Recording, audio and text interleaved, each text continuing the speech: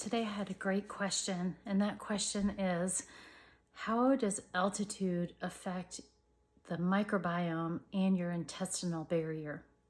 Hi, my name is Jill Mongine. I'm the aviation dietitian, and today I'm going to talk to you a little bit about altitude and your gut microbiome. Now, forgive me because it's a very intense topic, so I have some notes.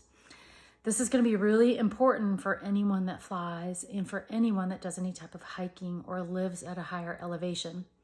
So the first thing is I'm going to take a quote out of Fit to Fly, A Pilot's Guide to Health and Safety, which was written by Dr. Richard Reinhardt in 1993. High altitude physiology, all of you have probably learned this already in classes when you were studying to become pilots. Anytime that the body remains at an altitude above where it's used to being, there's a risk of problems. What is the first problem that happens? Hypoxia.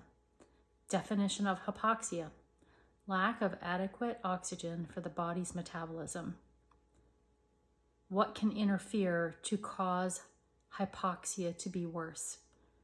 Drugs, any type of medications that you're on, alcohol, carbon monoxide, smoking, and illness.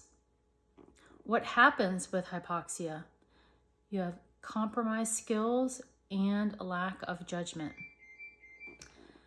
The next thing to think about is hypemic, which is anemic hypoxia. And I'm just going to preface this. I currently have 3 people under my care who are airline pilots who are anemic.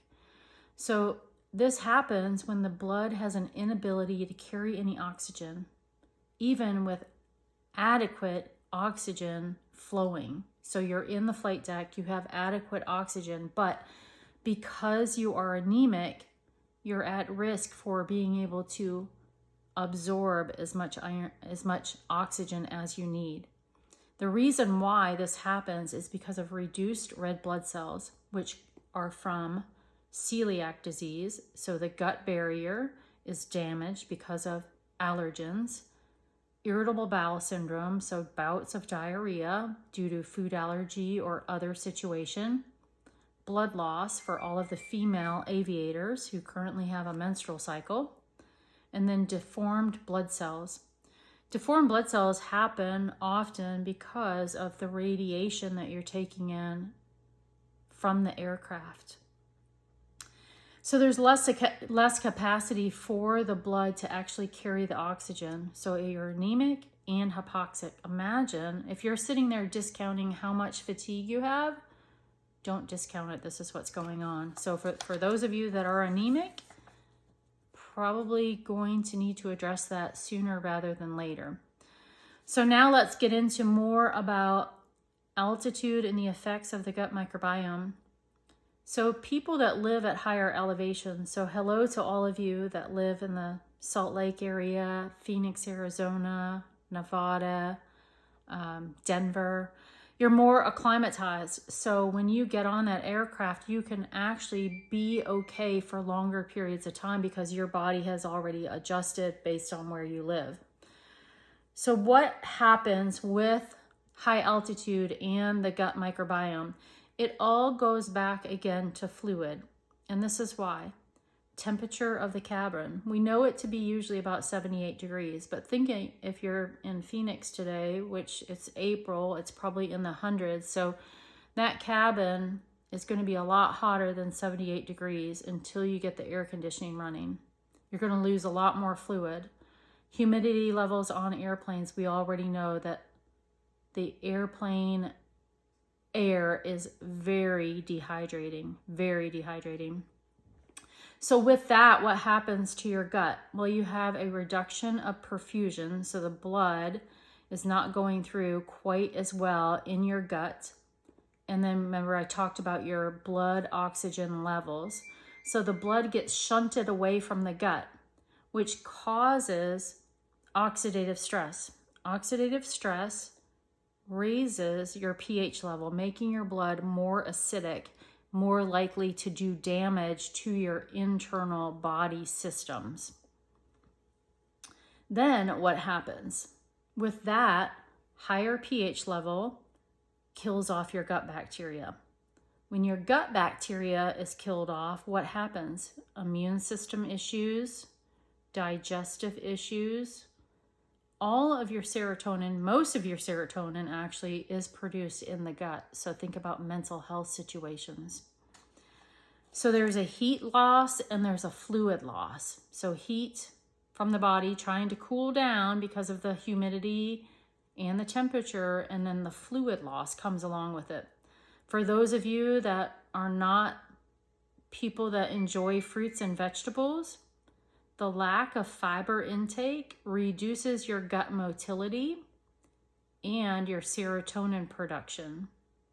Serotonin comes from the gut bacteria eating the fiber that lays in your intestine, sends up serotonin to make your mental status more improved. Another reason, low vitamin D. How many of you out there have had your vitamin D tested? If your vitamin D is not at 60 or above, your immune system is not going to be able to function as well either. Part of altitude as well, not able to take up all the nutrients to keep your bones and your brain and all of your systems healthy. And the next one is vitamin B12 for anyone that is vegetarian or has celiac, because we know that vitamin B is responsible for red blood cell formation, cell metabolism, nerve function, and DNA protection. So, how do you improve your gut microbiome while you're at high altitude or for high altitude? Number one, meet your hydration and electrolyte needs every single day. Fluid is the first thing that is going to cause issues with your gut microbiome. Second, improve your fiber intake. Women need 28 grams of fiber, men need 38 grams. Soluble, think about oatmeal, something that sucks up the water. Insoluble is all of your fruits and vegetables that leave behind the fiber content that the bacteria eat. And then fermented foods, pickles, olives, kimchi, those type of things. Reducing your saturated fats, moving to a more plant-based fat, nuts and seeds, olives, edamame, less gut disruption from all of the higher fat content. And then lastly, consider supplementation. Vitamin D improves the immune system, your muscles, and your brain. Vitamin B12, remember the blood cells, cell metabolism, DNA production. And then I want you to think about gas production. A lot of people say, well, I'm not eating fruits and vegetables or beans, nuts and seeds and full fat dairy while I'm on a flight. If you're not, what's happening? You're killing off all of your gut bacteria because you're starving them. Gut bacteria do not produce anything good on eating protein. They've got to have food. And food comes from fruits, vegetables, beans, and full fat dairy. So that's my answer to how altitude affects the gut microbiome and intestinal barrier. If you have any questions, you can send me a private message or you can comment below. Thank you so much for watching.